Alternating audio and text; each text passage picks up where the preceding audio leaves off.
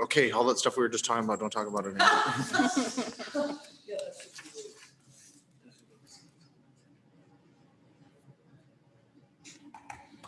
Okay, I remember here. There's council's here.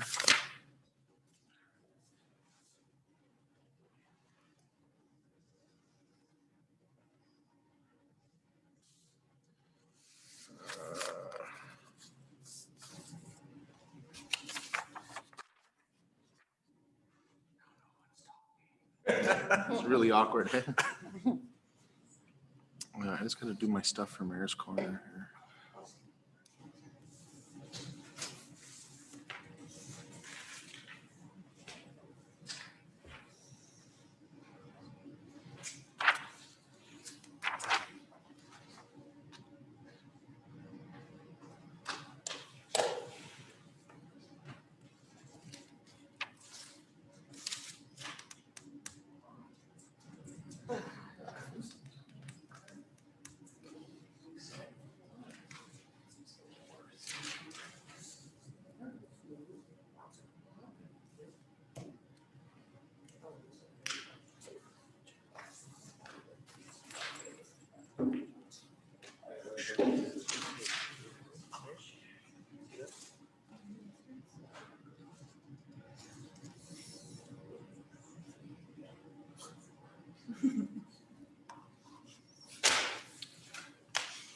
Get a read in between the lines, apparently.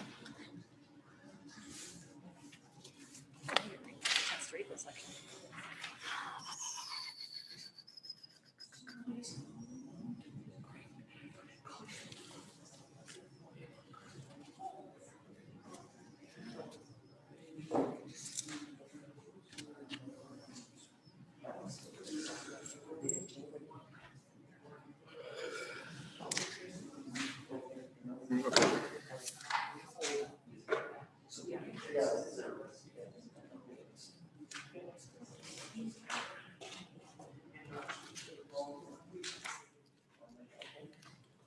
Turnip Home Limited?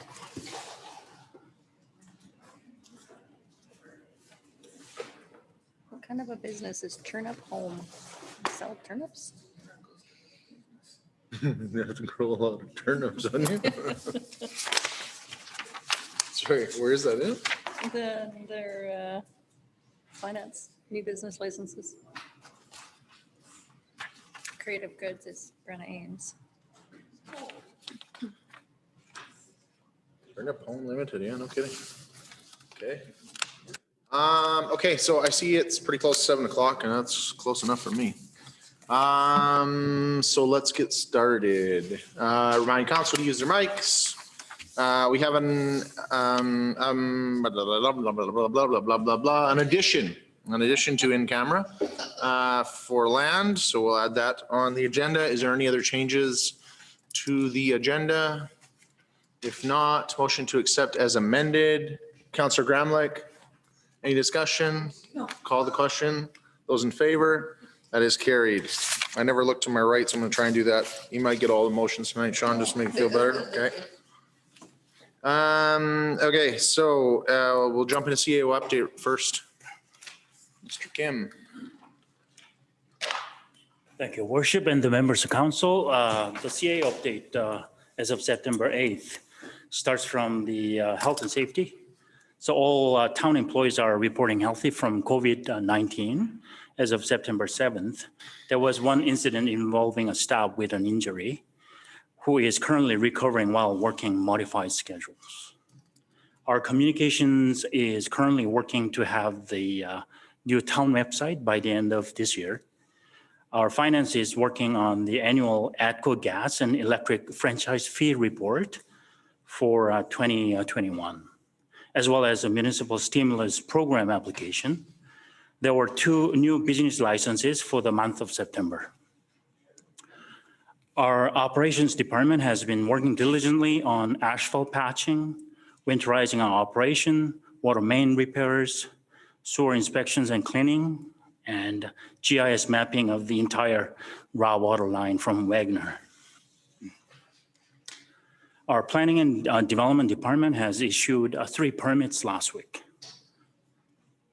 From our economic development front, there has been multiple engagements with various stakeholders, including airport, Chamber of Commerce, Community Futures, Northern Lakes College, development industry, minor hockey, figure skating, soccer, and visitor information center.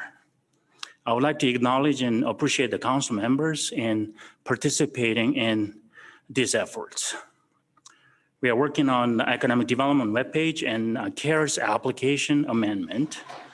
We are also gearing up for research and data mining that'll feed into our new economic development action plan. Our fire department reports that there were a total of 5 emergency calls. New firefighter interviews are now completed, and various training and fire smart activities have been conducted in the fire hall.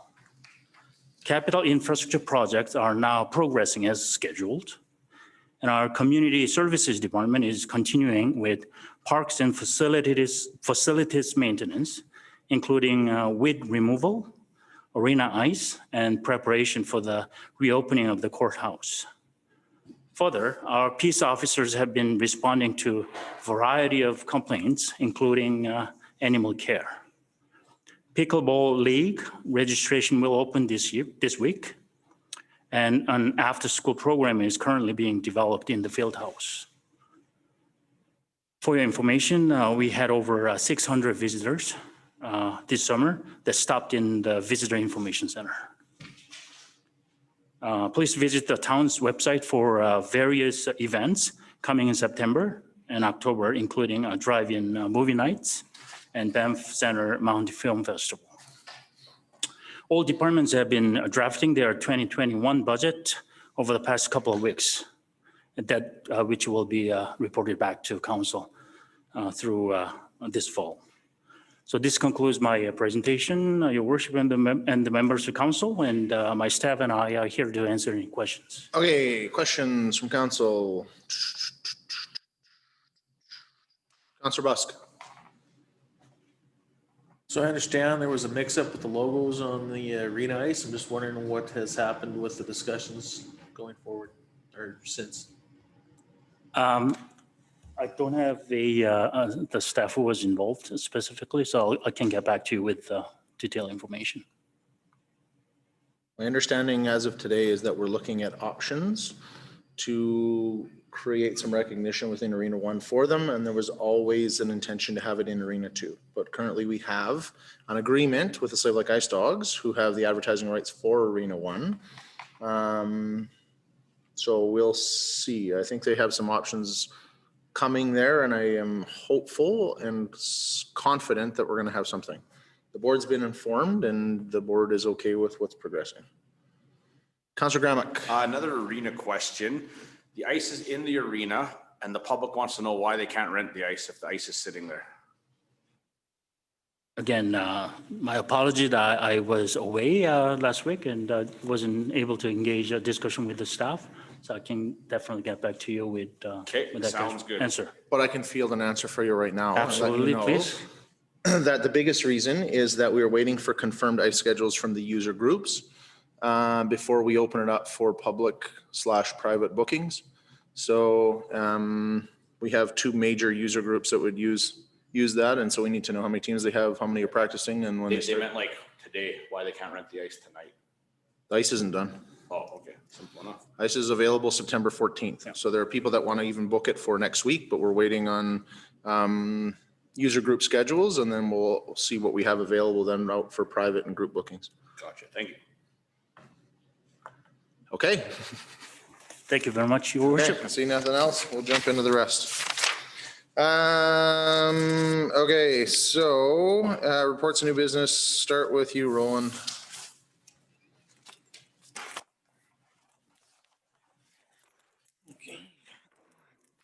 Good evening, Your Worship and members of councils. First report I have tonight is just an update on the outstanding utilities and taxes. Just to provide some background, earlier this year, the town implemented a utility and tax deferral program. Both programs have now been completed, and we can get a clear picture on where the town sits on its receivables list for both utilities and taxes. Starting with utilities, the current outstanding list is 491,000 over 2,659 accounts. There's 354,000 in accounts that are current, 1 month and less, and $136,000 in accounts that have amounts owing greater than 1 month. Of the accounts that are older than 1 month, $60,000 would be eligible for a transfer to taxes. And this is in line with past years on the average monthly balances owing. An additional report will be brought in October for council to review the utility accounts that are eligible for a transfer to taxes. So on the utility front, with the deferral program, I think all in all, that was very successful, and we are not sitting greatly over where we have been in the past years. The current outstanding taxes, however, are, I would say, significantly higher than we have seen in prior years. The current outstanding tax list totals 3.4 million over 1,192 accounts. This includes $2.9 million for 2020, 293,000 for 2019, and $175,000 for years prior to 2019. Of the 3.4 million, 1.2 million are on a monthly payment plan, leaving 1.7 million outstanding with no monthly payment plans or a contract. Comparing this to prior years at this time, we are roughly 500,000 to 700,000 over our outstanding account balance with no payment plans in place compared to prior years. Just for comparison, September of 2019, there was an outstanding balance of $1.8 million, of which $800,000 were on monthly payment plans. The outstanding balance for our December year ends have been averaging between $500,000 to $700,000, and it is anticipated that we will have an outstanding balance around double this at $1 to $1.4 million. This has the potential to cause short-term cash flow issues while we await payment for the outstanding amounts. And just to remind council, the town has access to a line of credit specifically for this purpose at the Royal Bank of Canada to provide funds should the town need while taxes are being paid. On a positive note, the town has seen an additional increase in the amount of residents signing up for monthly payment plans, and we see this as a positive step. And with that, I'll entertain any questions. Questions from council? Comments, I would just throw out there that obviously it's good to see that utilities are on par. Thanks for this information. We've kind of been waiting for it. It is frustrating to see taxes are a little bit behind there, but I heard that your department too has been reaching out to people and saying, hey, we don't have anything set up. What's the plan here? I'll work on some communication with Chris there to get some stuff out and recommend people, we understand that there's been some tough economic times through these COVID issues, but I think the message that needs to be out there loud and clear is that the town is willing to work with you, and the sooner we start on it, the easier it's going to be for you. So let's figure something out. Any questions, comments? If not, Councillor Gramlich. Make a motion to accept this report as information. Thank you, Councillor Gramlich. It's good to see you here tonight. Thanks for looking at me. Any discussion? Call the question. Those in favor? That is carried. MSP proposed projects. All right, so bringing back the list from last week, just updated some of the amounts allocated to each project.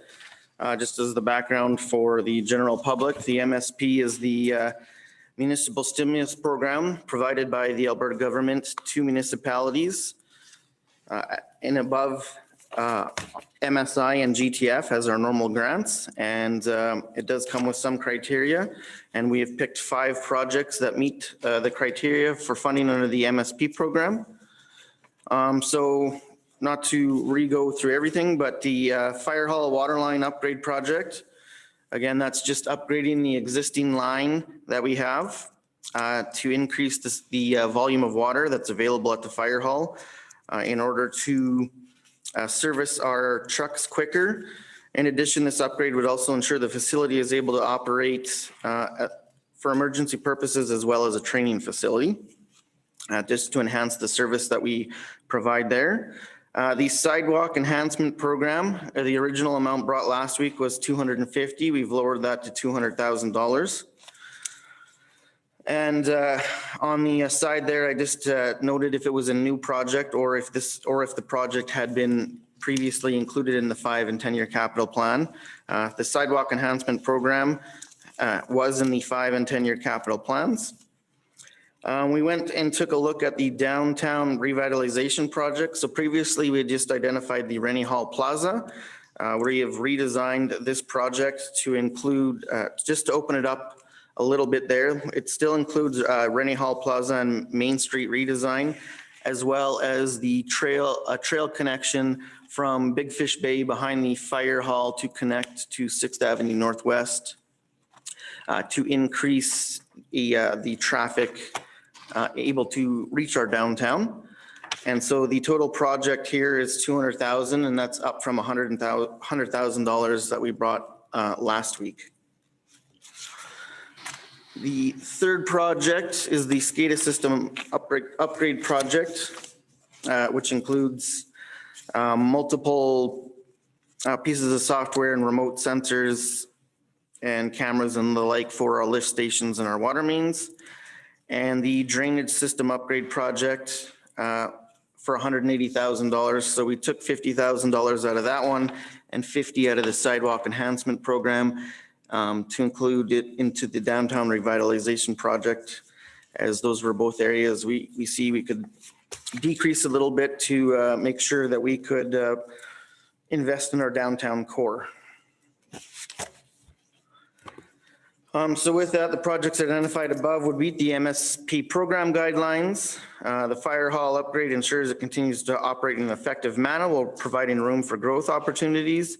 The sidewalk enhancement project and the downtown revitalization projects would see us invest in enhancing our downtown core to improve access to the area, enhance the look, redesign the space, and improve the area for events to create a welcoming space for both residents and tourists alike. The SCADA system and drainage system upgrades would invest in our continuing effort to enhance and improve our water and drainage systems in the town to help mitigate flooding and high water issues. And with that, I would open any questions council has. Okay, let's jump into questions from council. And I believe everybody received a copy of the downtown plan, and then I believe Kush has also sent everybody some pictures of just where we were looking at in the downtown core and some of the things that administration had been looking at where we could invest and enhance the downtown. And so these enhancements that are in Kush's visual one here are part of the 200,000? Yeah, that would be the areas we target in the downtown. Okay, I have a number of questions here, but let's start with some. Councillor Busk. Once again, I'll reiterate, I have a problem with the unit pavers.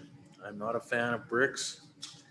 They have a tendency to sink, and then it costs us money to try and bring it back up to level and stuff like that. I'd rather see it all one cement surface, something like that. It may not be the most aesthetically pleasing, but at least it's less of a tripping hazard when you have ladies with high heels and you've got people on skateboards or rollerblades and things like that try to use it. Okay, other questions, comments? Councillor Ferguson. The trail that you're proposing to access Big Fish Bay, so that's going to go behind the fire department and cut along there, or? Yeah, we have Along the east side. Yeah. We have a corridor there that was, I think, originally supposed to be included quite a while ago. And so this is part of the downtown plan, being able to connect each area of town into the downtown core and enhance that walkability to bring traffic. So then from 6th Ave, it would cut north from there, right? And then you'd build a trail if I'm looking at it, Cap. Okay, Councillor Brandel. So Kush, on this one that you gave us, it says refinish the floor with appropriate material. So I have to reiterate Councillor Busk's with the paving stone things.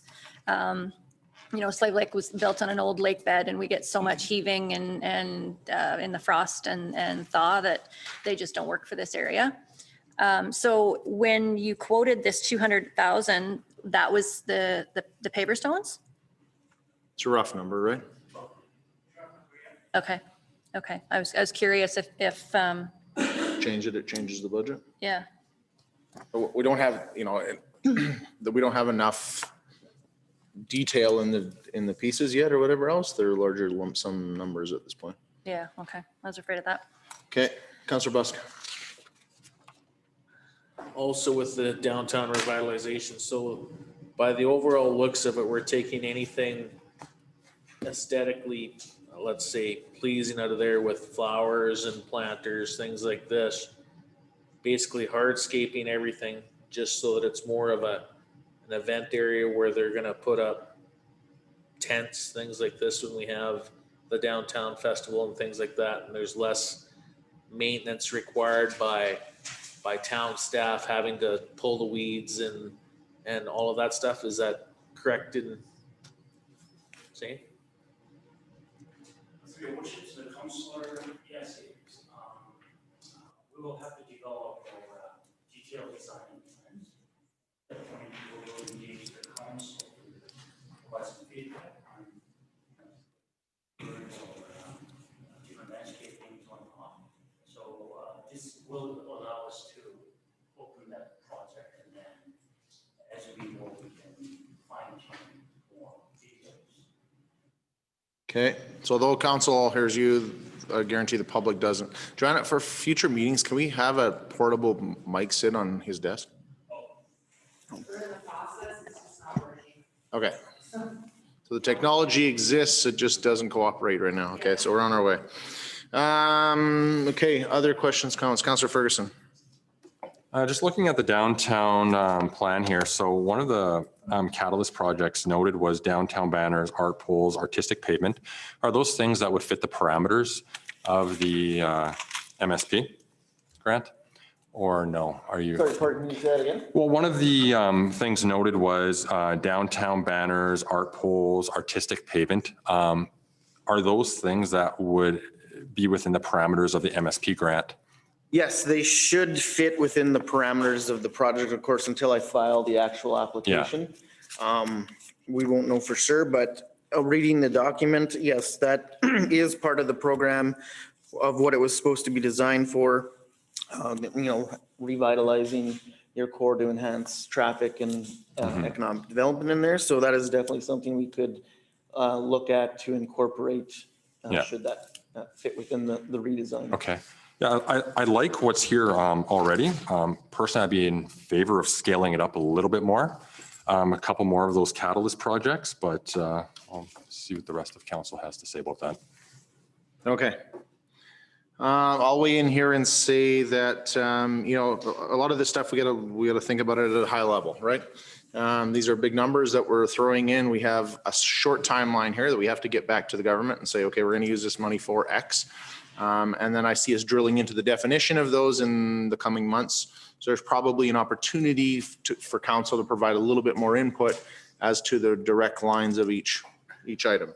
So I will say, I think we should concentrate on the number and maybe some of the overall general high level stuff. So from a high level, I like the idea of enhancing that space downtown to create more opportunities to use it. The only thing that would frustrate me is if we go spend all this money and we're not creating things down there that are actually being used. If we're leaving it up to the community all the time to do it, I think that that's going to be a miss on our part. So, you know, in the downtown plan, part of it, these catalyst projects is about infrastructure. Part of it is in some of the regulation policy and that stuff that we've done already. And the other one is in regards to partnerships. And so if our community services staff and our team are doing the work to go work on those partnerships and create that these things are actually happening down there, I think it's definitely a worthwhile investment. And our CAO, who doesn't have a mic, but he keeps nodding his head. So I will take that as, yes, we're doing that. And I will definitely hold you to that in the weeks to come. On the other side of that, I like the high level thought of getting, we're expanding our trail system. I think that's great. We haven't done that for a number of years. I also think getting more traffic there flowing, and I think some of the misses right now is that when it comes to our pedestrian traffic here is it's really concentrated in that southeast and northeast quadrant of town. We don't have a trail system in the rest. So this starts to bring some of that throughout downtown and brings it over into the northwest area of town, which I think is great. The one thing I will say though is we need to start to work towards some signage that incorporates that. In part of the downtown plan, it talks about you don't necessarily need to build a trail through the entire town to make it accessible. We have literally millions of dollars worth of sidewalks that can be included in that trail system. But if we don't advertise it and promote it in such a way, it's not perceived that way. So I would say that if we're going to spend some stuff and enhance that trail and add to it, I think fantastic, but make sure we have plenty of signage and we start on a new culture philosophy in our head that our trail system is bigger than just the paved one that goes through the southeast and northeast. One of the other big catalyst projects from a capital standpoint that was within the downtown plan was about linear park system. And so I think that there's some opportunity to do that in the future, but I like that we're starting here around events and getting people to where they are. I like Councillor Ferguson's comment, and I did, casually mentioned to some of that to Roland last week, that I like the idea of the banners. I have mixed feelings on that in the sense that I think they get beat up after so long and can become dated, but maybe it's not banners, but something else that starts to add to that feel, that culture that we create downtown, I think will help. But more than anything, I want to see us, develop those partnerships and work within our own departments to create events that happen down there. I think, I honestly think that's one of the things that Slave Lake struggles with is when I look at other communities, there's a lot of long lasting events that they have. Us being a younger community, I think, that's part of the reason we're in that, but the more exhibition festival type things that we can create, it draws people into town. It creates anchor things that happen in this community. People start to build their planning around it.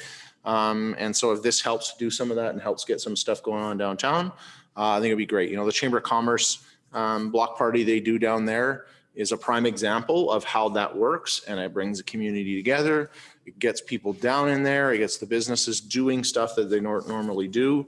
More of those things. When we're on a mission to grow business, industry, and population from our economic development standpoint, I think we'd be crazy not to be doing those things. So I'm okay with the overall philosophy. I understand we're going to drill into a little bit more later. Make sure we're actually doing some stuff with the space. Whether it's 200,000 or it's a little bit more, we want to play with that number. That's really the only thing that I would left to wrangle in my own mind. Councillor Busk. I totally agree about your point with banners, but going through some communities, I've seen they've gotten away from the I want to say fabric material banners, and they've went to a kind of a steel shaped banner that's laser cut, things like that, of different images and things like that. I know we've got businesses like that in the community that do great work. That might be something that could be looked at to put on there. I think those fabric banners, they wear out way too quickly, and it's a constant issue of having to replace them, where these might get a little bit more longevity out of them. But I agree it would help beautify it down there a little bit. Agreed. And just before Councillor Brown makes a point there, I just wanted to say, because we're on the banners, I don't love the fabric idea either, because I think that they do get dated and can get worn out, whatever, right away. But the one thing I'll say is, we have some beautiful cutouts and some of our stuff that have that kind of nature theme that we're kind of going for downtown now. But because they're small and they're black, they just don't stand out. So the one thing I would say about banners is I love the fact that they bring color. And I think that helps bring vibrancy and whatever else, or whatever we come up with. I think color is somewhat important, and obviously size would make an impact. Councillor Brandel.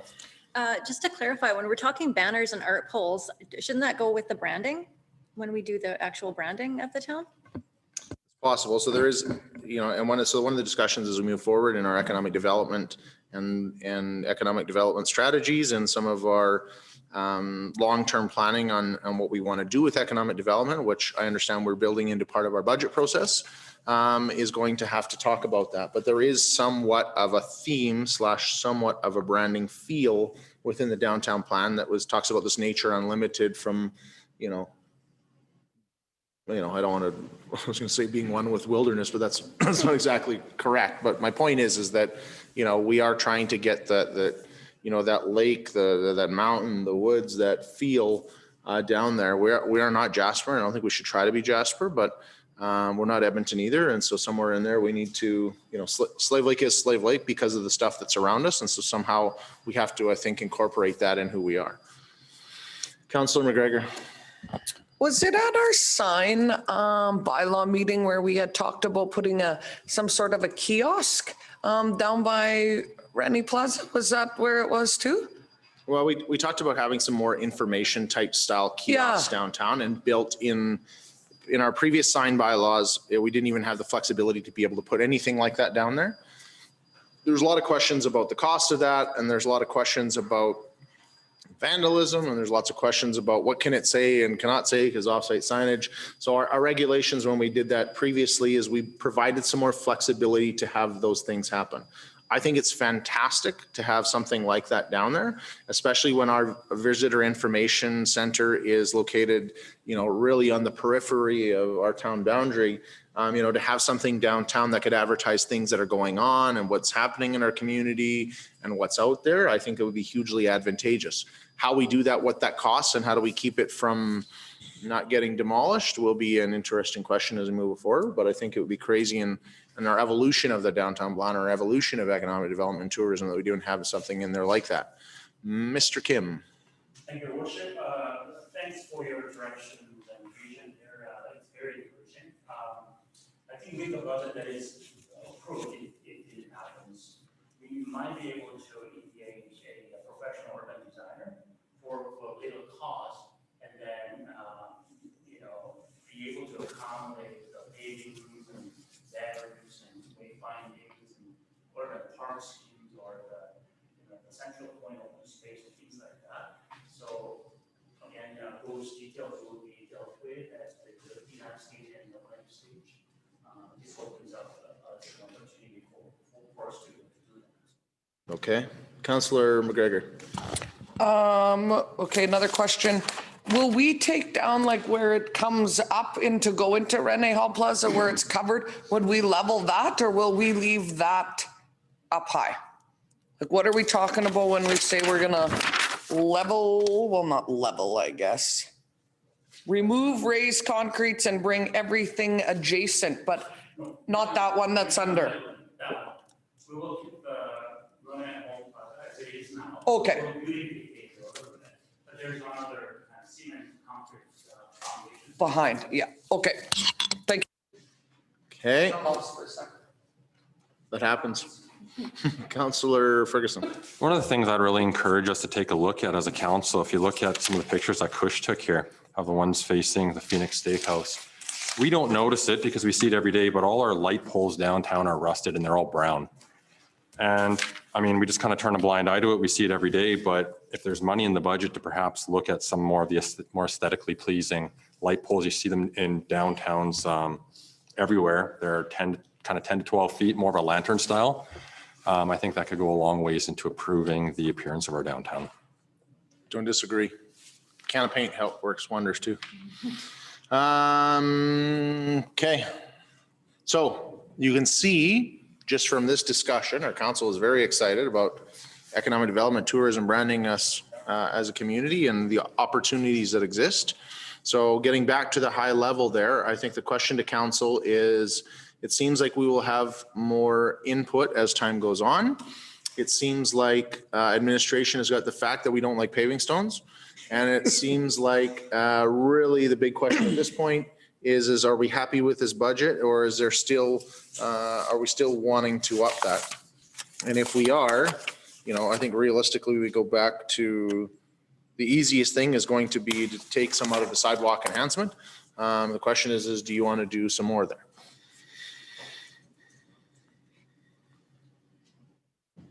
Questions, thoughts from council?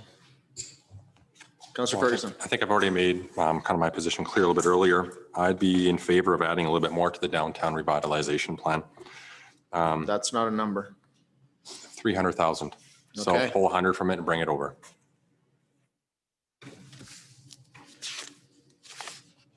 Boom.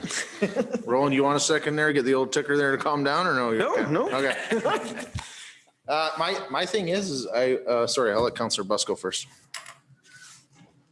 I'm thinking that with the sidewalk enhancement program and the downtown revitalization, if we warrant those two in, being that we were talking about sidewalk, redoing the sidewalks in that area anyways, putting those two budget numbers together myself and having going down to, 4 projects, I think would be more manageable, and that money could be used within that parameter. Boom, 400,000. Do I hear 5? Hey? Where's Jimmy Degenhardt on a night when you need him? Councillor Randall. Yeah, sorry. No, I echo the comments that have already been made. The ones on this list, they're fine, and I understand that they need to be done, and I understand and I appreciate that the money won't be coming out of budget for them. But the average resident doesn't care about the water line or the drainage project or the SCADA systems, but they will care about the downtown. So I am okay with the Councillor Busk's 400,000. Okay. Yeah, so my point I was going to say before these guys jumped in is that similar to Councillor Brandle's point that, a lot of this stuff, I feel like the SCADA system as an example, right? This is great leverage because it's stimulation money from the province. There are some parameters around what we have to do, and there's a timeline of what we have to get done. But theoretically, we would have to do the SCADA system at some point. The other thing is I feel like for the last couple of years, we just keep bringing non-sexy projects to the tax roll and tell them we're going to upgrade their water systems and their sewer systems and their sewer trunk lines and lift stations and whatever else. When the public has no idea that these things are literally millions and millions and millions of dollars and don't care. Whereas if we really want to target something that we probably wouldn't do if we didn't have the money, this is probably a perfect project for it. And you can see that we haven't spent a lot of time as a council talking about the SCADA system tonight or the water line trunk piece here that has to be upgraded because it's tough for us to get excited about that stuff, but we get excited about downtown. So I would totally be in favor of saying, hey, let's make it $400,000 and let's do something that lasts and is going to have an impact and shows the community that we are committed to what we're talking about every day that we want to do. So thoughts on that? I see heads nodding. Councillor McGregor. So we wouldn't just totally abandon the sidewalk enhancement plan. We would add it to the downtown and just create one project out of those two for $400,000?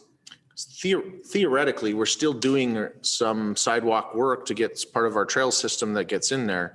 But I would leverage heavily on the downtown piece of that rather than look at doing some enhancements to pieces that are outside of that area that likely we would end up doing anyway. Yeah, like downtown sidewalks. Yeah. Okay. Okay. Please don't confuse that with we want to spend extra money on more paving stones. Okay. So with that, I'd be looking for a motion that council approves the fire hall water line upgrade project. I think we would just cancel out the sidewalk enhancement program. Theoretically, this is an internal piece there. I think you guys have got direction that we want that as 400 and not 200. And so, sorry, I'd be looking for a motion there that deletes that thing. Councillor Brandel. Make a motion that council approves the fire hall water line upgrade project, sidewalk enhancement, or we're scratching that? Scratch it. Downtown revitalizing project, SCADA system upgrade project, drainage systems upgrade project to be funded using MSP funding up to $791,598. Any discussion? Call the question. Those in favor? That's a unanimous yes. Okay. Thank you, provincial government. So with that, we will jump into our committee minutes. And so for the benefit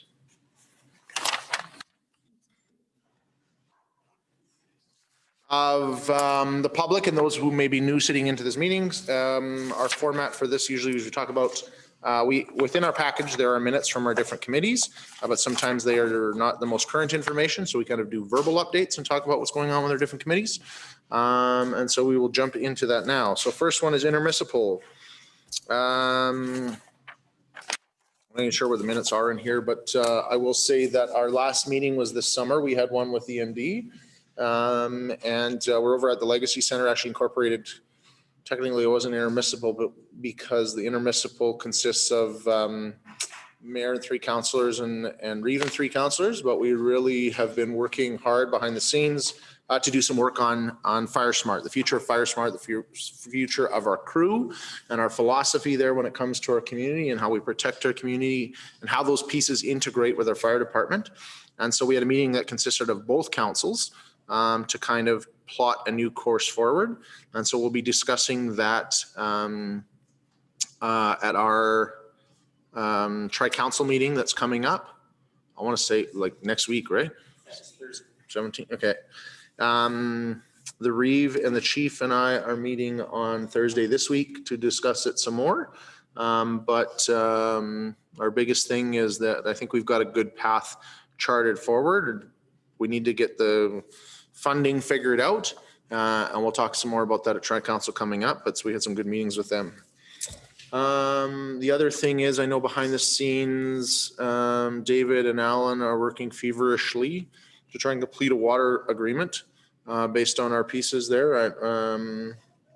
The CAO for the MD is leaving at the end of the month, and so it was one of the things we'd like to finish off before he goes. Other than that, there's not a ton happening between the town and the MD other than the regular business. Any comments, discussions, questions? I see none. Likely because you were all there. So we will move on to watershed. We don't meet until Thursday. Chamber of Commerce doesn't meet over the summer. So our next meeting, sorry. The Chamber Board of Directors met today and we're decided that we're going to start in-person meetings at the end of the month by RSVP. If there's enough interest, we'll hold an in-person meeting. If not, we will not. That's not, are they going to do virtual or not? They'll do a virtual meeting. Okay. So stay tuned for emails. Housing. Haven't met since June. Okay. Tri-Council Health. Okay, so we don't meet till Thursday, but I'm gonna reiterate some points from our meeting before. So we sent a letter. I think I talked about this in August, but I feel like I should just keep talking about this every chance I get. But we sent a meeting on behalf of Tri-Council. We had a meeting with the minister, a phone call meeting with the minister. We didn't get too much information out of there except to make sure that AHS and the ministry are aligned in the words that they are saying and using in the dates. I reached out again to Marty today, but I didn't hear back from her. I'm still waiting for an update. They were supposed to have another meeting with AHS, and I haven't heard anything. The other one, and I know I've done a blog on it though too, is about getting a provider. So getting a provider. So when you go to the clinic and they ask you if you have a provider, we really need to start saying yes, and we need to pick a provider. Because only a couple doctors have a patient load with 200 or 300 and the rest just travel through. So it doesn't look like we actually have as many patients as we do because they go to this doctor then and then they go to the next doctor next week, but you actually need to pick a provider. So when they say you have a provider, no, fine, go into the clinic. If you have an appointment and you hit it off with that doctor or nurse practitioner and you would like them, you can just ask them, can you be my primary provider? They say yes. Then the next time when you go out or when before you leave, let the reception know that that's who it is so that they can assign you to them so that our patient portals are filling up instead, because we serve 10 to 15,000 people, but you would never know that by the amount of, when the doctors have to give their numbers and how many patients they have on their portfolio, they don't add up because we don't pick a provider. So it's gonna bite us in the ass here in the end if we're not careful. So we really need to do that. So the whole FemiCare system is built around the fact that you can see anyone while you're there, and you're not telling us not to pick a specific one to go see all the time. You're just saying because of red tape here and some paperwork or whatever else, we need to identify a provider on there. Yeah, and if you really like a provider and say, you know, you have a chronic disease, or say you're going to have a baby, like if you pick one and stick to it, then it helps. Now, say you try 2 or 3 people and maybe you don't click, or maybe their patient load is too much and they already have a lot of chronic disease people, so they don't feel comfortable taking on another complex case. They might suggest you go to someone else that doesn't have such a full load. But yes, we really need to pick providers. Okay, so what you're, Call you Bruce. Do Sorry, you Bryce. know if there's any messaging in the clinic to that effect? All the time. And I've done, and we talk about it all the time. They Yeah. talk about it all the time. They encourage, the doctors encourage, but you know, it's like anything else in Slave Lake.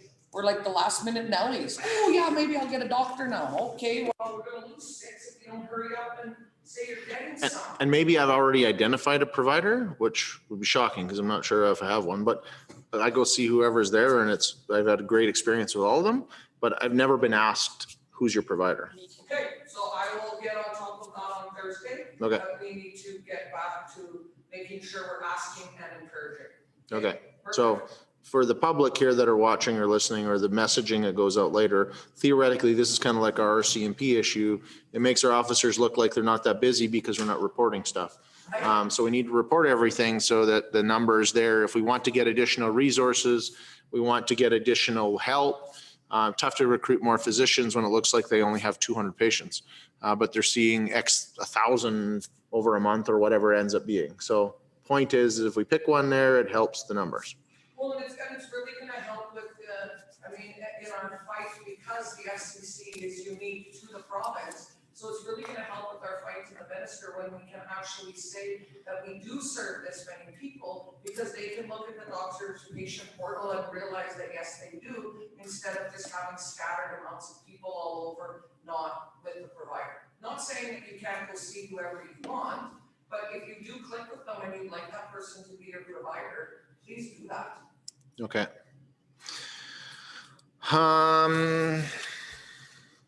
Any other questions, comments? As I see none, we will move on to tourism. Okay, we held a drive-in concert on August 24th. It saw an estimated 1,000+ people with 315 vehicles attending. 27% of those that purchased tickets were from out of the region. So that gives you a little insight on what we did for tourism with that. That's 86 vehicles. It was a great show, 2 shows from Gord Bamford. We were able to leverage $32,000 grant for promoting the region over the next year because of the concert, and it's a great time had by all. Okay, questions? I have a little bit to add to actually. Okay, So I met with Leah this week about the future of tourism and what to do going forward, because I don't want to lose the momentum that we got from the concert. So her and I will be meeting and picking each other's brains on that. And then we have to set the AGM for the fall as well. So I'll be sending out some notices for that. So stay tuned for that. okay. Questions, comments? As I see none, we'll move into library. And Councilor McGregor, I need a favor. Pardon me? I need a favor.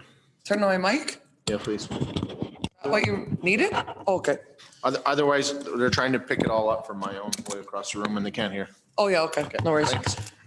So we are sad to say that we lost another board member. So Brian Buchanan passed away on the 23rd of August, right in there. So we've lost another board member along with Graham McCullough this year. So that leaves us down 2 public board members and 2 gentlemen with a great big bunch of knowledge and love for the library. So it's kind of a hard hit for our little library board. We all seem to get along really well, work really well, value and respect everybody's opinions. And quite honestly, everyone kind of likes the little snacks when they come to the library. And Brian and Graham were known to like the snacks and the Christmas cake and things. So it was kind of a bit of a sad meeting that we had here last time. It just didn't feel the same without having him here. So we're sorry to have lost him. And so we're looking for 2 new public board members. So you can pick up a application at the library and then we'll vote on it. It's been out and it's put out and shared on Facebook and all of that kind of stuff. So we're hoping that we get some people. And we're advertising on the town stuff? Yeah, Okay. yeah, it's already advertised. We just did our audit. So our audit looked really good. We have the legacy scholarship that we had taken over from the book, The Sky is on Fire book. And so we took that over. So we just had to add another line item. So that was new for us. Peace Library is staying on Zoom. So it is this Saturday. So I can Zoom in again. And yeah, they're going to keep it on Zoom for a while now was their predicament. So that'll be good. We've opened up the library Tuesday, Wednesday, Thursday now until 7 p.m. They were closing at 4 and they just were finding that it was hard for some people. And because we're not open on the weekends yet, and books now have to be quarantined for 7 days. So things change very rapidly. 2 weeks ago, it was like 4 days. And then last week it was 6. And now this week it's 7. So just sort of comes down all different about quarantining the books and how long they have to sit and that kind of stuff. So, but it's doing, the library is doing well. They are open to the public. The little Lion's Den part is not open because that's a really hard part to keep social distancing and kids not putting, you know, Lego in their mouth and the books in their mouth and doing a craft that close. So we're still doing everything virtual, and we've had lots of online things. Some of it is not going as well because I think people are kind of onlined out and they would like to go back to in-person things. So, and with school starting now, it's different for some of the kids then to do crafts or listen to a story because they're back into school or preschool or daycare or whatever. So that'll be different. Our online writers group, though, Pearl from the newspaper is still doing it, and it's been consistent with the 7 people all along since she started it. So that's nice to see because that was one that kind of had taken a dive there, and we hadn't seen anybody for a while. And the summer reading club, they just did one and they only had 5 people do it, and they usually have like 100 or 200 or sometimes 300. So that was kind of too bad to see that. But again, it's all virtual and we're just feeling like people are tired of that way of learning and living. So Flatbush is only curbside pickup. Smith, the library is back open in Smith as well because it was closed. So yeah, library's rolling along. Okay, questions, comments? I see none. Naming advisory, Have not met. community futures. We haven't met, but we do have some projects coming up, finalizing workshop dates today.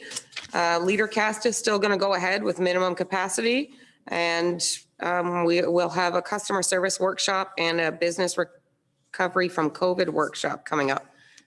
So watch for those dates to be advertised on the Community Futures Facebook page. I know for sure the community service workshop is a $5 registration fee, and it will be virtual. And the speaker's supposed to be fantastic.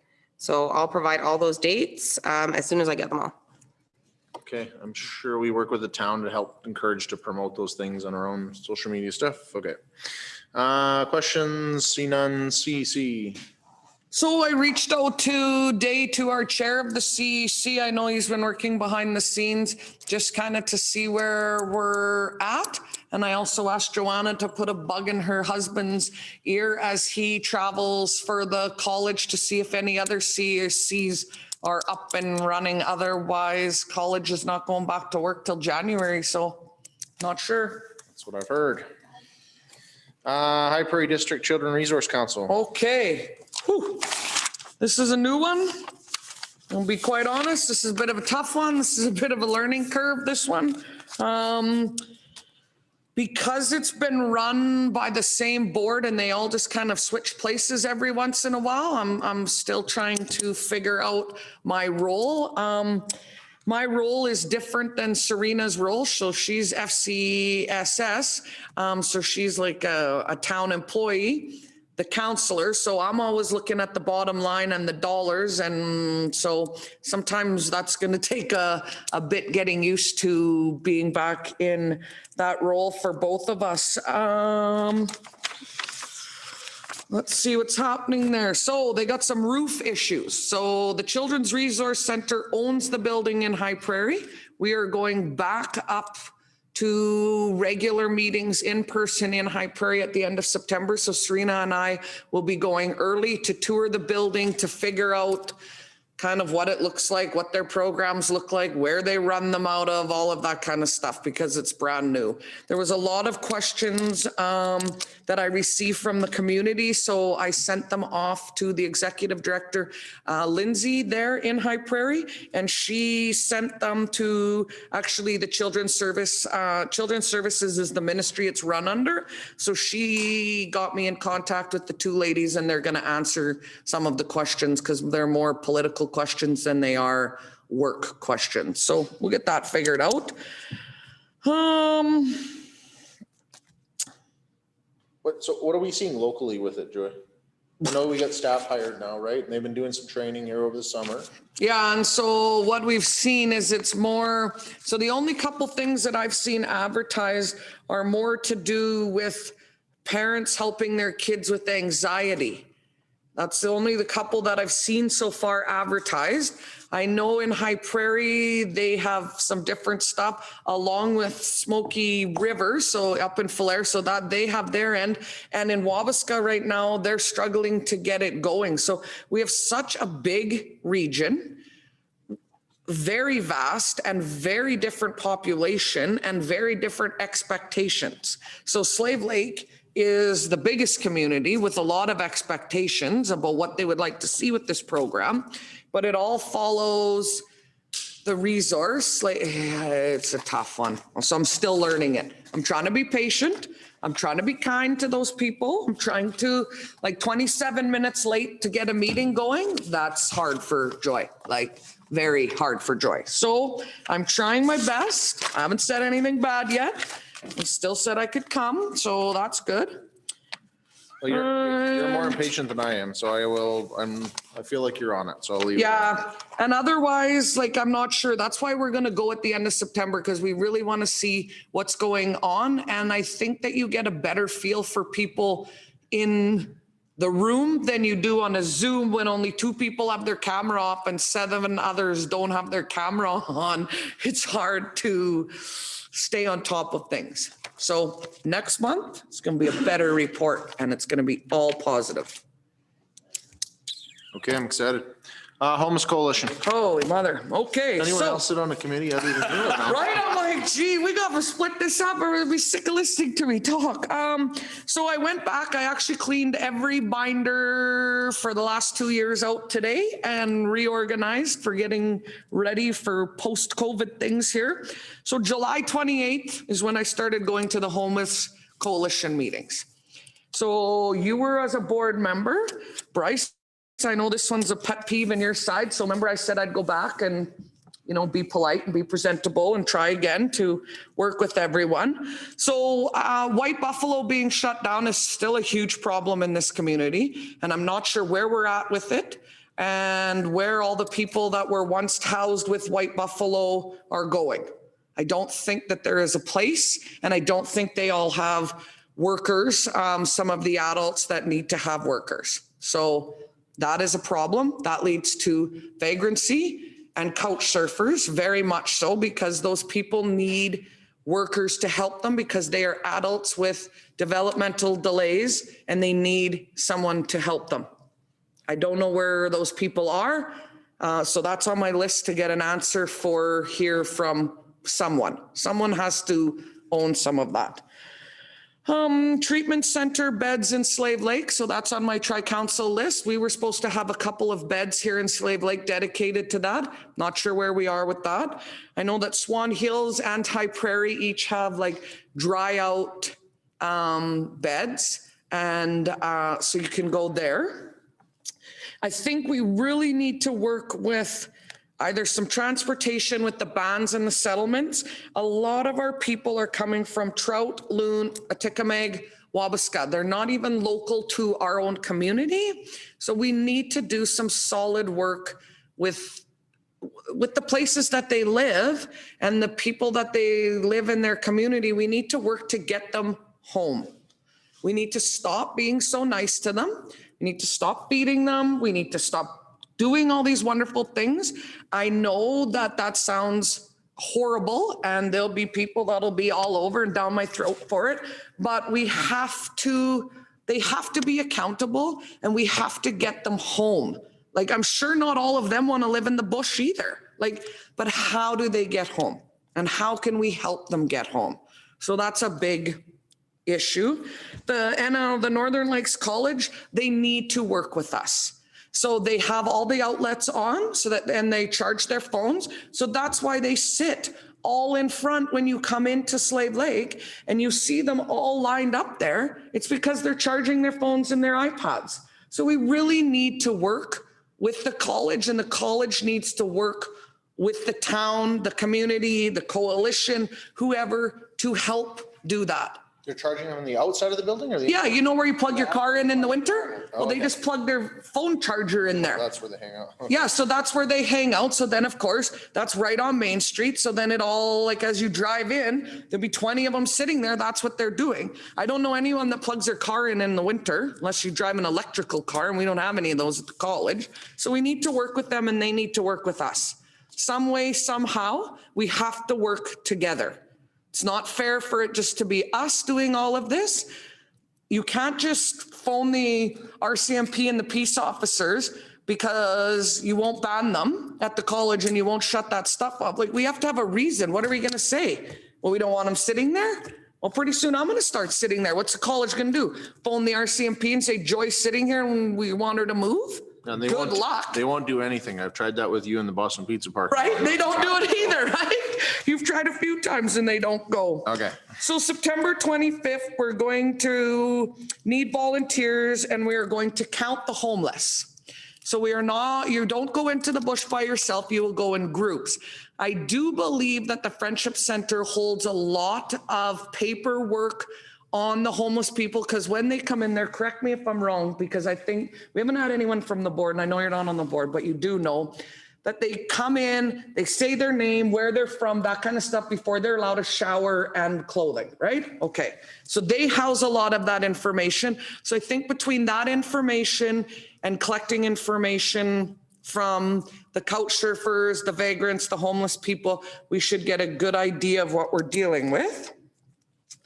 Walmart and Sobeys. So now again, because hand sanitizer is the latest and greatest, so it's out in like bins. Well, they're stealing that. Now they're drinking that again because it's very liable everywhere. The library has theirs taped down, because when I went in there the other day, like, it's literally taped down. But I mean, you go anywhere and I mean, there's a rack like this filled with 100 sanitizers. They just put them in their pocket and drink them.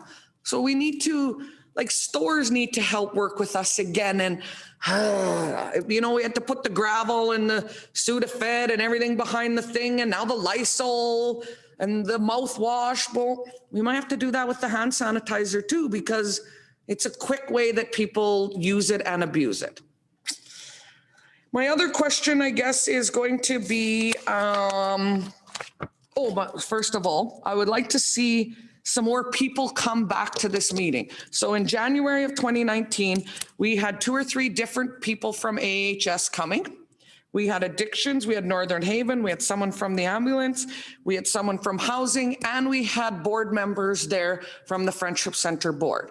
So for the last 3 meetings or 4 meetings I've been, there's been enough town people and like 1 other person or so. So I'm not really sure all the time whose responsibility all of this is.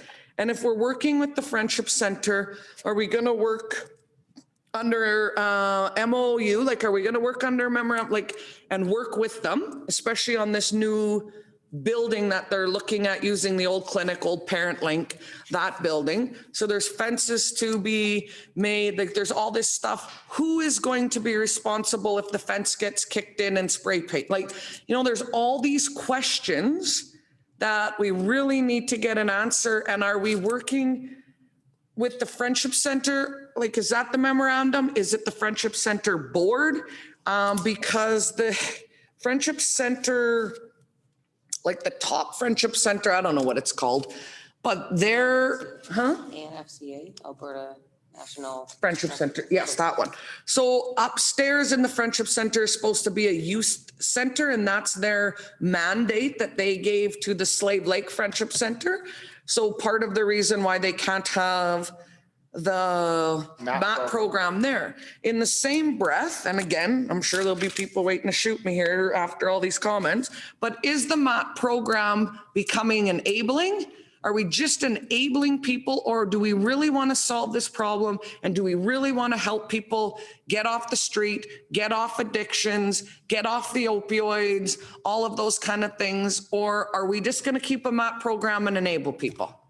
So I'm struggling with all of these kind of things that we have to get worked out. Darren? The building where FCSS used to be in, or Parent Link, sorry, who owns that building? I can't The remember. government, seniors and housing. Okay, so first, before the MAP program could move into that building, they will have to have the approval from the government. Yeah, they're working on that and pretty much have that kind of, and some funding and yeah. But, sorry. So what you're asking or comment or asking for commitment from council or from the town is that we will have to get all the neighbors and surrounding businesses and stuff like that, their blessing, I guess, before the MAP program could go into there, because it's been ill received in other areas of the community. So I think before you go ahead and get permission from the government, you better get permission from the surrounding areas, because there's a lot of people that don't want it in their backyard kind of thing, right? Well, and I think we have to change zoning, land use bylaws. We have to have a public hearing. Like, there's a lot of work. And what are we today? The 8th of September, they want to open it at the end of October with no other backup plan. So I'm not throwing anyone under the bus, because I go to every meeting and I put my hand up and I say all of this stuff to everybody at the meeting. But I mean, now I'm bringing it to you guys and the public, because we have to find a solution. But I feel like there's a lot of solutions to find. Yeah, we're Councilor Graham. Yeah, so like I don't even know if it's answering your question, but you mentioned enabling and you mentioned homelessness, but you're also identifying substance abuse problems, which are related to trauma problems. Like, we have all these other problems that we're just labeling as homelessness and saying someone fix it. And we have a MAP program, so we fix homelessness. We didn't fix homelessness. We gave them a place to stay for the winter so they didn't die, which is great. I'm all for that. But we're never going to get to the root cause if we're not fixing the substance abuse and trauma problems. Like, not really a question, more of a comment on your question. Councilor Busk. And my last comment, I guess, on this is the MAP program, I believe, has been going for 3 or 4 years. Longer. Longer? So out of the years that it's been running, is it the same people using it year after year for the most part? Has there been increase in numbers? Has it been, like, there's all kinds of questions that like you said before in your opening statement, of all the people coming from other areas to our community. I'm all for trying to help out residents, local residents, But when we're being taken advantage of as a community by other communities, as downloading I don't want to say their problems, but they're basically their residents. I have an issue. I think that a lot of residents in the community would have issue with that. I'm not in favor of going out and spending taxpayers' dollars without some kind of I guess, information on who we're actually supporting. I agree. And then the other part is like even using that building. So, you know, the talk is to, in the future, then make it into like transitional housing. So upstairs or downstairs, whichever way it works out, however it works out, but is where then you would help people with the trauma. You would teach them, you know, to open a bank account again and get off the opioids, get off the booze, and you would have that kind of stuff. It is a huge, huge process. Like, it is not a quick fix, like at all. So I will continue to go to the meetings. I will ask these questions. I'll send them ahead of time. Like, I would like some MAT number programs and some, you know, some actual, if they're repeat people using it winter after winter. And yeah, and I mean, are we enabling them? Like, what else do we do? Just one last point. I'm not going to belabor this anymore, but we sit there and you're talking about the services that are going to be potentially there. The people that are needing these services have to want to use those services. We can't sit there and make them go to this. As you say, they have need of bank accounts and stuff like this. A lot of them have bank accounts and stuff like this already where their money goes into every month. I think that when you sit there and we could sit there and have the best of intentions, and our community is great for that. Like you say, you use the word enable. I believe that is the case a lot in this community, but Slave Lakers have good hearts too, right? And nobody wants to see anybody suffer. But we can only lead the horse to water. We can't make it drink, right? So I have a problem. We've got a lot of areas in this community where youth and single parents and people like this are seniors. Everybody needs assistance. And if we're focusing on 8, 10, 12, 20 people, whatever the number may be, are we missing the bigger picture that is needed in this community as well? So I think there's some hard, can't say what I wanted to say. Well, and some hard and discussions to take place. Yeah, and you know, and I mean, and my point for saying like all of those people like to come back is because I think it's going to take the whole village, the whole community, all of the supports that we have to make this work. So we need addictions we need housing, we need all of that on board. Councillor King. So this is something obviously I've been working on for a long time until recently. You are where we were just over a year ago. So we actually had addictions, we had housing, we had everybody in the building, accessible in one place to whoever needed it. It was the beginning steps of transitional housing. It was a continuation of the MAT program, and nobody showed up. So at this point, I'm wondering if that's even the path to go. The resources are here. The resources are 1,000,000% here. We have access to them all. And if not, we can get transportation paid for to them all. But like is being said, they have to want to go. And at this point, they're using the MAT program as a stay overnight when they don't have money for a hotel, when they're coming in from another town, and that's not what it's meant for. And once that started happening, that's when I had to take a step back because I felt we were enabling and I had a different stance on it than the Friendship Center. Yeah, and so like that's my thing is like, who are we partnering with? Like, are we partnering with the board Like, we need to see the Friendship Center board, I guess. I mean, they're a board runs it, so. Well, I ran the coalition until I left, and I'm not sure what happened after that. No, Because me neither. do you guys have a chair, Joey, or not? It was me. I know, but now. No, Okay. So just- like, it's really, yeah, it's kind of one of those, it's one of those other hard ones for me where I have to be polite and kind and caring and, And we had full buy-in from everybody. Addiction Services, we had full buy-in from everyone, and they came and they came and they came, and there was zero interest. yeah. I mean, they were twiddling their thumbs waiting every day. So I'm not sure what the answer is at this point. Me neither. So we're going to work on it. Gary's working on it behind the scenes with the Friendship Center. And I'm going to send some of these questions over ahead of time. And I'm going to find out who's on their board, because I don't even know who's on their board anymore, and see where they're at. Like, because it can't just be an executive director's job. Like, if the board is your boss, there's got to be some kind of flow there somehow. And something's not working right. So I'm on it, I guess, after all of that.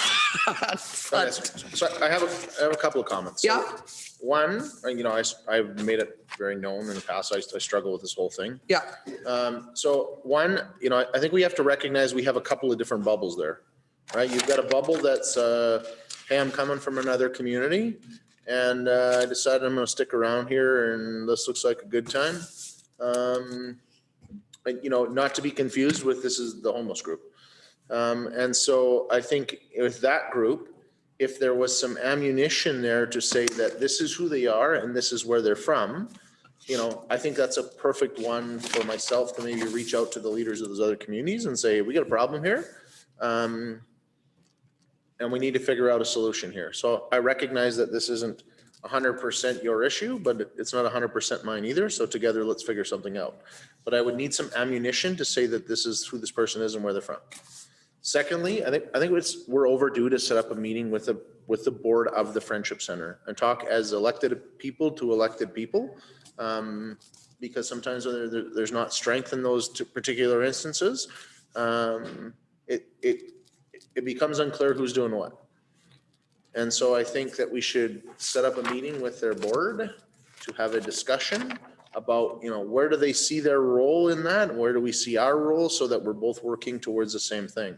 And I think if we can align those things and define it so that both elected people on both sides and both administrations on both sides understand what we're trying to accomplish, I think it will be easier to align some of those other groups and lean on the provincial side of these departments that exist to say, hey, we're working on this, but we need you to show up. I think another huge issue is at some point we have to identify, Jimmy is not going to his appointments.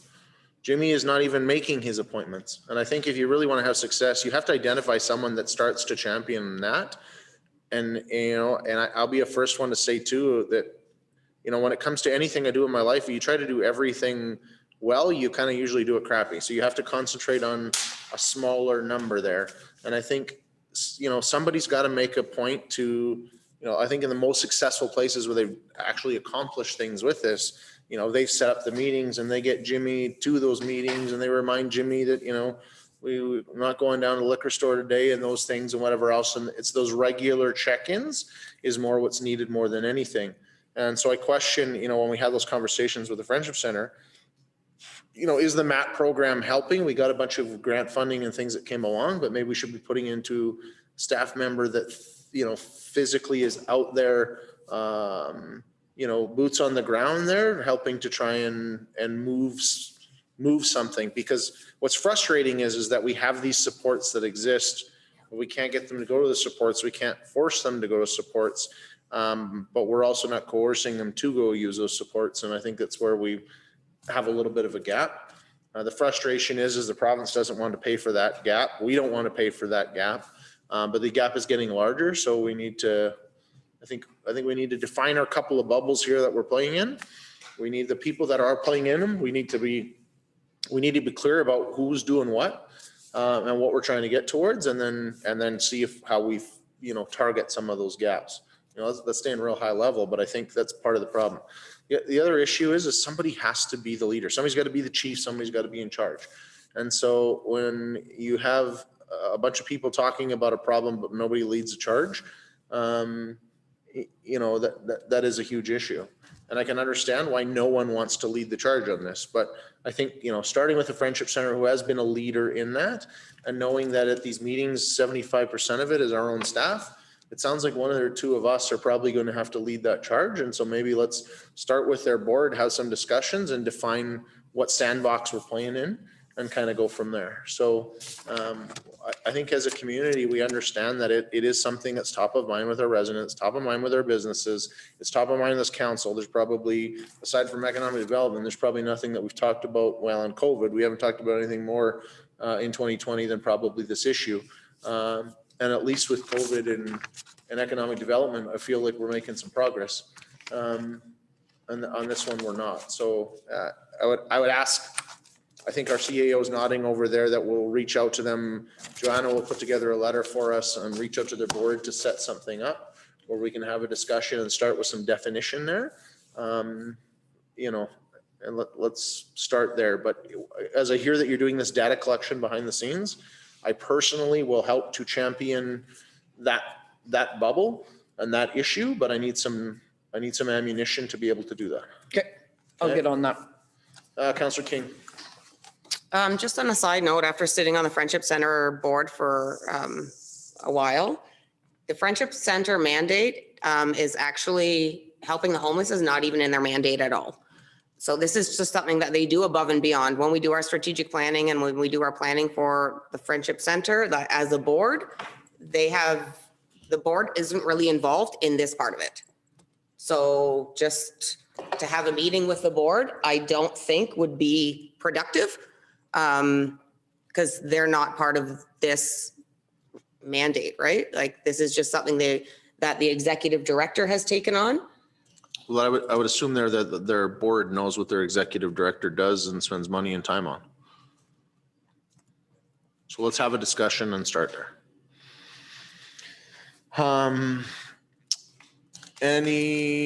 Okay. No, that's pretty good- that's the a longest- lot of talking. Yeah, Okay. that's good for me. Thanks. That's the longest update we've ever had on one committee thing in the history of my 10 years on council. I know. MPC. Okay, this will be short and quick. 3 development permits were approved, 2 for home-based Reiki businesses. Reiki. Reiki, potato. And then one That's for, not how they see it. one for a storage yard for the new garbage company in Slave Lake. Councillor Brandel has a question for you, but she can't remember what it is, so I'll ask it. What's the turnip house? The what? The turnip house. Oh, no, that was on business licensing. Yeah. Sorry, I was thinking MPC. There's a new business. I wanna know what the turnip It's house called is the now. Turnip House. Yeah, I was hoping Lori was here too. And I was curious to see what that was. Anyways. Sorry, Councillor Brandel, I got sidetracked there, but I'm still wondering what the turnip house is. SDAB hasn't had a meeting, or did they? They did have a meeting. Theoretically, though, we only have one elected person. It was me, and I wasn't there, so I can't tell you anything about it. Was it even? It was for Slave Lake, though, wasn't it? Because we're on a regional collaboration board.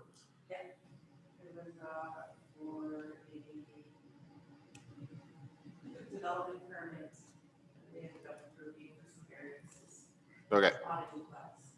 Okay. Waste. Meet on Monday. Airport. So we had a meeting there, working on a forestry lease for the next 5 years. That's due come January, I believe. And we were also doing the performance review on the manager. Okay. That's the airport, sorry. Okay, no questions. Legacy, we haven't met. Our biggest thing behind the scenes is that we're working through an issue that the daycare has asked for rent forgiveness on our, sorry, I gotta make a note here. for in camera, sorry. Daycare has asked for some rent forgiveness, and so we work behind the scenes with, there is, and I forget the acronyms or whatever it is, but basically there's a federal grant that the landlord can share with the renter and the federal government, and we get some of the funds paid for. So Gary submitted an application for that. I had to send them a bunch of stuff signed off, and from my understanding, they've put some money in our bank account. So that's positive. We have to agree to a reduction in rent, which is kind of easy to do when the person you have renting from you can't pay anything. We'll take what we can get, but there is a gap there that will have to be realized. That being said, Legacy Center Board and the daycare is committed to working on it together. And so we did reach out to the MLA for some help and sent some correspondence. It went up to the ministry. I got a call from the MLA's office today, who was very unsatisfied with the answers that we got. And so we're pushing it back up the flagpole and see what happens there. One of the biggest things is that there is some grant.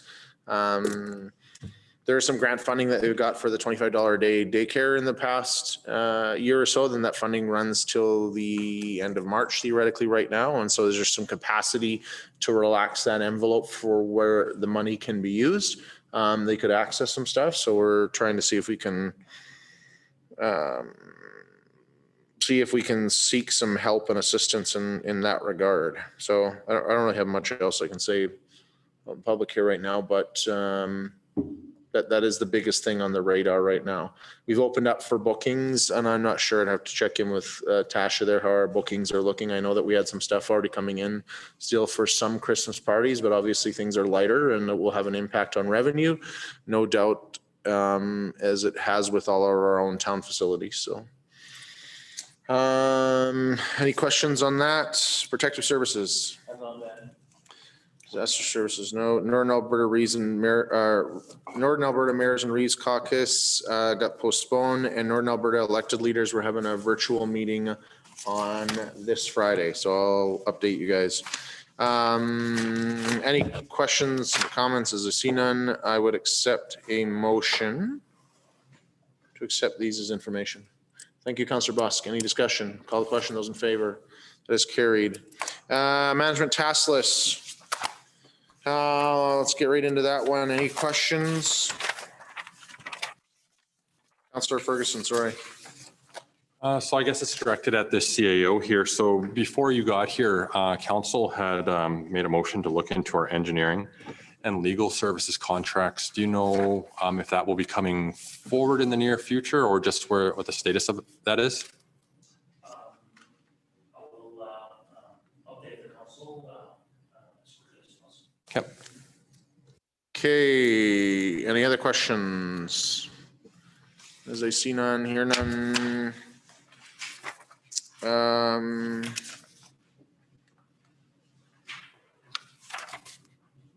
Councillor Randall. I'll accept as information.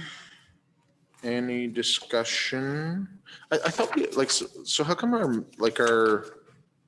we made motions there to send letters on behalf of the Bird Observatory, example. None of that's in here. Okay. Okay. Sorry. Call the question. Those in favor? That is carried. Flipping back here, where are we at here? Correspondence. So we have some information from High Prairie School Division Reentry Plan, sharing some information. Any questions, concerns? Nothing we want to say out loud.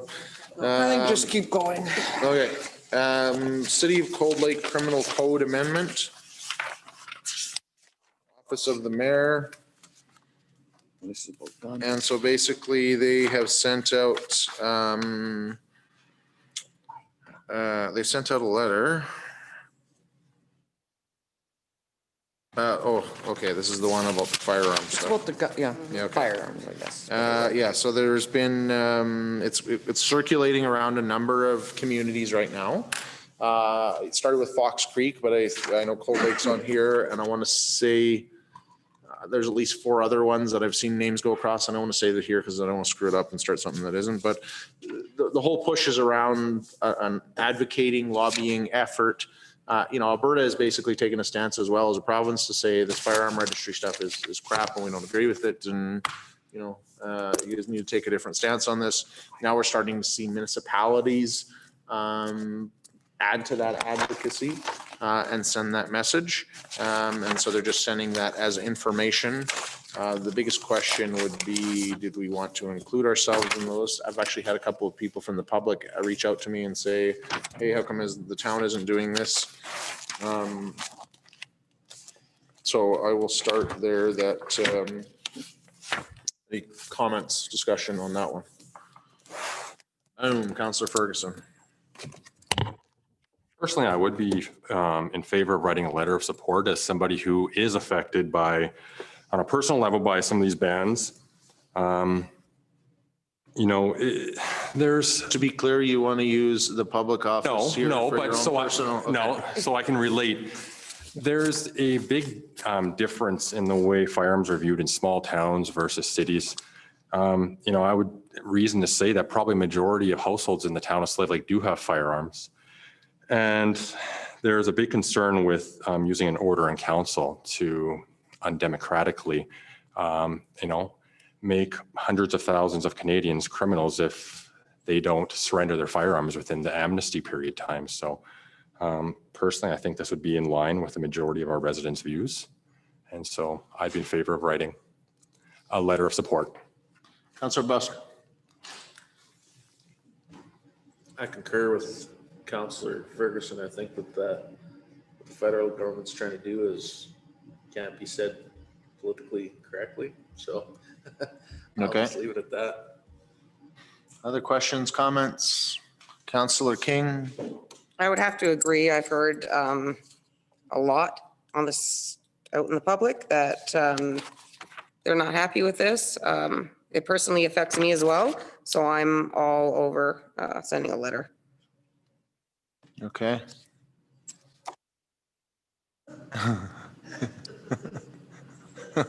As I look around the room, I realize that this council is armed and dangerous.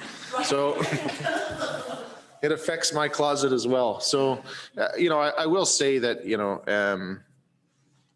when they came out with this, a lot of people get worked up and they're quite concerned about it. And I just kind of like, this is a joke. Who cares? Because they tried some of the stuff before. And even my conversations with the RCMP back in the day when I was panicking, they were like, listen, this is not going to be a huge priority for us. We're not going to be enforcing this. This isn't whatever. We live in rural northern Alberta and a lot of people own firearms. Most of them, the majority of them, not for criminal intent. And whether or not that will make a huge difference if we send a letter from the town of Slave Lake or not, I definitely think part of our job is to stand up for our residents that live in this area. So I too would be in favor of sending a letter. I'm sure we could get Joanna to draft something similar to what we've seen on some of these other letters, but I would need a motion from council to do that. Councillor King. I will make a motion to draft a letter The federal government. Draft a letter to the Minister of Public Safety and Emergency Preparedness, voicing our displeasure. And CC the list on the With the criminal code amendments and CC the list. Any discussion? Call the question. Those in favor? That's carried. The gun-toting members of Slave Lake Council are not happy. Okay, jumping into Mayor's Corner. We should also take a motion to accept the correspondence as information. Thank you, Councillor Gramlich. Call the question. Those in favor? That is carried. Mayor's Corner, what's going on? I already mentioned that Murray and I are meeting with the chief to talk about Fire Smart on Thursday. Every week, I literally get more and more letters about the issue of people being forced to wear masks. And so I continue to respond to those. The message I will send again today is that I am not a scientist, nor am I a healthcare provider. Right now, the person in charge of healthcare for the province says that we do not have to mandate it in our community. At a council level, we're not having any discussions. And our current numbers within Slave Lake, although increasing, do not warrant probably that discussion. So I think when we see some a dramatic shift in our own community that is different from the rest of the province, or we receive provincial direction from experts in regards to our health. We'll have that discussion at that point. So the message out to the community is I will keep giving the same email to all the people that keep sending it to me, but I appreciate your feedback. We had a meeting about website committee last week. Invited Leah to come and join in and give some feedback. I had some ideas of doing it one way. Leah presented another, which the rest of the group was in favor of. And so Leah is not invited to any more of our meetings in the future. No, it was very, you know, we didn't get into a lot of detail. The stuff there was about picking color palettes and some of the formats and the layouts, but we're working towards something. Excited that we're going to see something that's maybe a little bit more user friendly, a little more direct to the point on what our people that are coming to our website are actually using it for. So in the coming weeks, we'll see another probably a little bit more of a comprehensive layout there. Our last meeting, I felt like I was picking from a box of crayons, but as I went into the meeting, I realized there was a little bit more definition to it as we went along, but I know council will be a little bit more excited further along in the process, and we'll bring it back to them for some thoughts. Website committee. Reeve Carrick and I jumped on a call last week. And so I will give credit to the staff at the MLA's office. I reached out to them and said, hey, I need some help. We're just, this bird observatory issue that we talked about last week is really not coming together. There's an urgency because it is going to impact our tourists, our residents, our students, our community from education standpoint, all these things. And it's basically coming due at the end of the month. Need some help. And the next day we had a meeting they had organized for us. Teleconference we had with Minister Nixon's chief of staff to brief her on the issue again. I think that the message got across and it was heard loud and clear. And so they were going to get back to us this week about possibly having another meeting directly with the minister and seeing where the options are. But I feel that we are being heard, and I feel that the issue isn't dead. And so I see that as progress, and hopefully we'll have some news by next week. What else is going on? Northern Alberta elected leaders meeting on Friday. I talked about some excitement at the MRC in the last couple of days. With some issues with logos and ice rentals or whatever else, that my phone was ringing. That's why I didn't want to take the thunder away from the CAO, but people are excited about ice. Had an opportunity to sit down with Leah there last week and talk about some economic development stuff, which was really great. Looking forward to our budget discussions. One of the things I highlighted was that it's important for her to spend part of her time out in the community, getting to know some of the industry players and that sort of thing as well. And I know our CAO was anxious about that too. And so working to set them up some meetings with some forestry and some oil and gas stuff coming up. So we'll see them out in the community. I have some residents that reached out to me that want to meet this week to talk about the Fire Smart regulations and give me some feedback directly about the ones that we talked about and are coming at the end of the month. And lastly, the biggest news is of the day is COVID. And so, you know, we had 0 cases here, active cases for a number of months. And, you know, people have been moving around. They've been going to the city. They've been getting their shopping and things done. We've been out doing our holidays and now we're coming back. We've had other people that have been doing their holidays here and now they're going back. We've been quite successful all summer, but here right on the tail end, we're starting to see an increase in cases. So 2 cases last week, we're up to 6 cases today. Chris reached out to me after the 6 cases. I made a quick little post on Facebook about saying, hey, 6 cases, you know, the message remains the same to Slave Lake. And I'll say it here now for the 12 people that are watching this and probably won't dial into 2 hours into our meeting to figure out this, but we'll work on a more comprehensive direct message. But the thing is, you know, COVID is in our community. If you have symptoms, stay home, take the online test. follow the protocols that are there. If they ask you to do a test, stay home and isolate. If you have symptoms, your first thought shouldn't be, it's not COVID, it's not nothing. I'm a doctor and I got it all figured out. I Googled it and it didn't come up. Your first thought should be, for the benefit of my community, my family, my work, I should probably stay home, isolate, and figure this one out. And so the more people that do that, the less cases that we're going to have in our community, and the more quickly our numbers are going to go back to 0 active cases. For the people that are out there, I encourage you again to use your hand sanitizer, wash your hands. I'll leave the comments about masks for a debatable thing for another day, but some common sense stuff that's out there. So anyways, Chris reached out to me and he said, hey, do you want to do an update? And I'm like, no, we talked about 2 last week. What would I say that was still the same?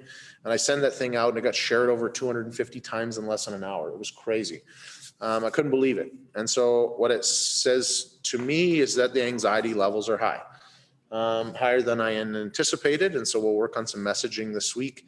And I think it is heightened because, school has a big part in that. I think there's this genuine feel, and I will say to our council and the 12 people that are listening, we have those own discussions in our own house. My wife works at the school, and so there was some nervousness here tonight, and are you making the right decision for our children and those different things.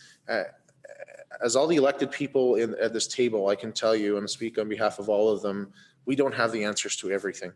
But what we do is we take the best information that exists at the time and make the best decision that we think is possible. And there are lots of times throughout the course of this that at some point we get other information and we wish we would have done it differently, but that's a really silly way to live life. So we will continue to take the information that we have at the time and make the best decision possible. I think when it comes to COVID, I think you got to do what's best for your family, but there's a physical well-being that you have to look after and a mental one, and make sure that you're feeding both. So I was talking to one guy today, a person that I know and deal with on a regular basis, and he's like, I was thinking, like, should I go hit the grocery store and start stocking up again? And I said, whoa, like, calm down, like, that's not where we're at today. That's not where we need to start, although the grocery store would probably say, yeah, come on over. The point is the message I keep saying, the message I keep sending out there right now, more than anything, we are not concerned about the 6 cases of COVID. We are concerned about the people that are sick and aren't isolating. We're concerned about the people that haven't got tested yet. We're concerned about the people that haven't been identified yet. And so I think in the coming days, there's a bit of an incubation period, but usually you see in kind of 2 to 4 days things happen. If the community can kind of, take a very cautious approach over the next week, we should probably see those numbers level out. And if we can continue to do that, we should see those numbers stay down. So that doesn't mean go hold up in your basement. It just means be smart while you're out there. Keep this socially distancing, use your hand sanitizer, wash your hands, make common sense stuff. If you're going to have 50 people at your house this weekend, maybe plan it for a different weekend and kind of go from there. So anyways, sorry, that's way long too, but that's what's going on in the world of the mayor. And I'm excited to work with administration here later this evening to plan out some budget dates, some strategic planning, get some stuff nailed down, figure out what we're doing, where we're going. Because that is how stuff gets done. Should have had way more thing there, but I'm blown away by what is the most exciting thing that you got going over your hands, just going crazy. Disco. Because I don't want you to not look at me like you do, Sean. Well, you have hair. How could I miss you? Watch it. So question, we don't have an AUMA, but I was going through all my notes and stuff from last year, what we talked to with each minister and that. Do we have some sort of a plan? Or is there some sort of a plan, like with the bird observatory, with health, that we want to like hammer home like we would at AUMA, where we go around and meet them? Is there a plan to do that? Because I got a couple things I like tell people. No. Oh, well, could we get on it?